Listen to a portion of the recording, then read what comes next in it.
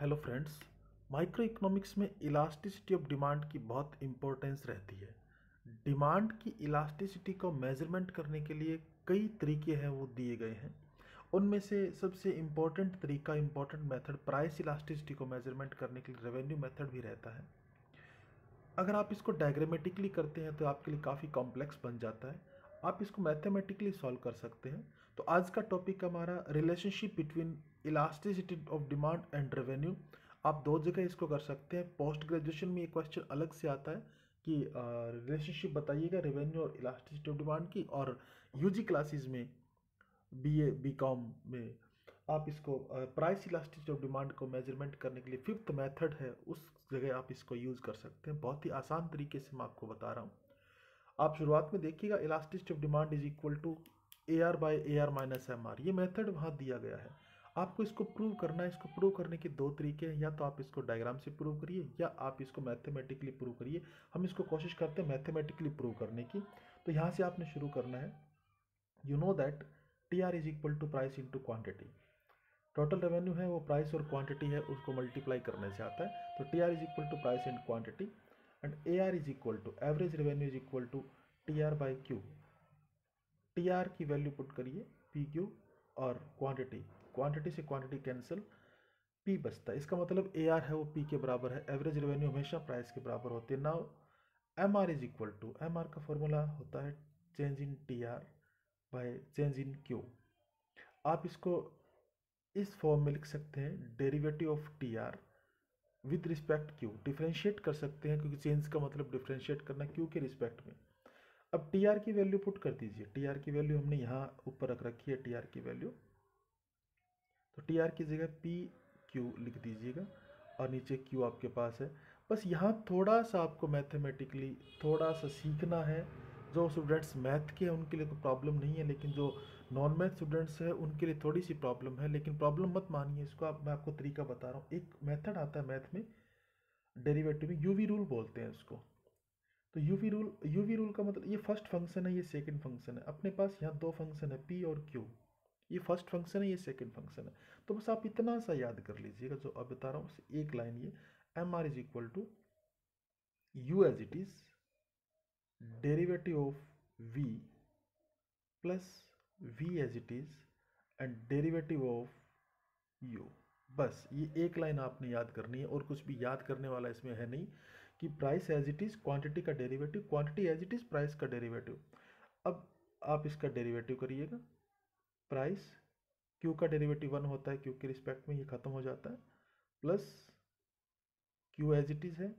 P का derivative, अब Q के रिस्पेक्ट में पी का डेरिवेटिव है तो ये फंक्शन एज इट इज साथ में रखना पड़ेगा आपको, पी का डेरिवेटिव 1 करके। तो आपके पास यहाँ D P by D Q. अगर आपको ये बात नहीं समझ आती है, जो नॉन मैथ स्टूडेंट्स हैं उनको नहीं समझ आती, तो आप ऐसे याद कर लीजिएगा इसको कि क्यू से क्यू कटा, डी से डी कटा। भाई यहाँ क्यू से पी कट नहीं रहा है तो आपको कुछ भी नहीं काटना है, एज इट इज रखना है। तो यहाँ तो सारे खत्म कर देते हैं आप, और यहाँ सारा एज इट इज रखना है। तो आपको मैथ का फॉर्मूला भी याद करने की ज़रूरत नहीं है। अब आप इसमें से, इस फंक्शन में से पी कॉमन निकाल लीजिए।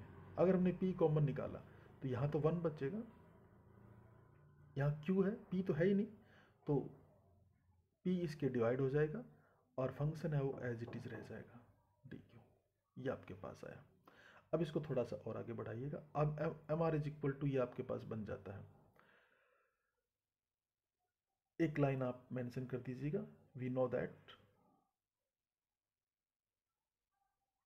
Elasticity of demand is equal, elasticity का फॉर्मूला होता है price by quantity and D Q by D P, minus का साइन होता है। प्राइस इलास्टिसिटी की बात कर रहे हैं हम, ये फॉर्मूला इसका होता है। इसका रेसिप्रोकल कर दीजिए, टेकिंग रेसिप्रोकल, रेसिप्रोकल कर दीजिए। आप इसका उल्टा कर दीजिएगा, तो ई का आप बना दीजिए 1/e।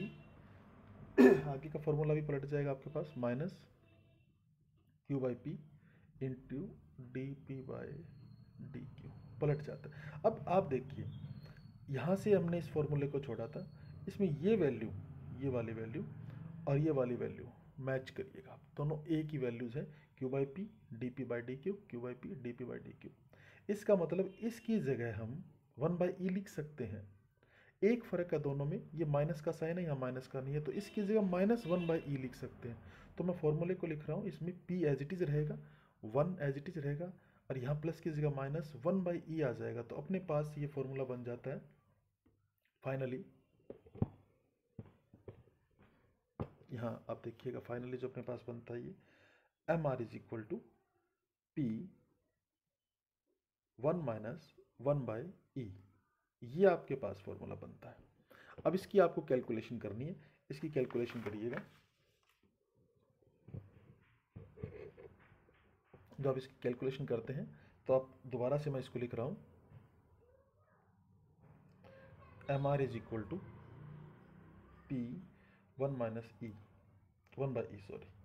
तो p अपने पास होता है वो ar होता है, हमें ये बात पता है अच्छे से।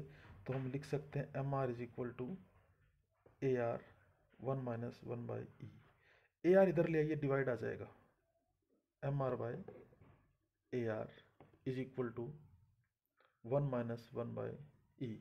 1 इधर ले आइएगा, तो mr/ar -1 is equal to -1/e।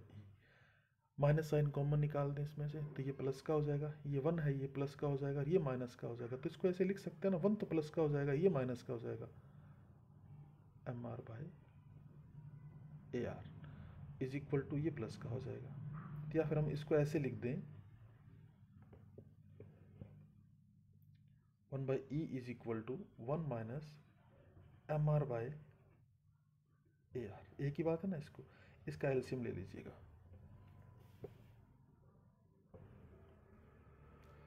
इसका एलसीएम लीजिए ar, यहाँ था आपके पास ar माइनस mr, तो आपके पास क्या फॉर्म बनी, 1/e is equal to ar minus mr/ar, और पलट दीजिए इसको reciprocal, e is equal to ar minus mr।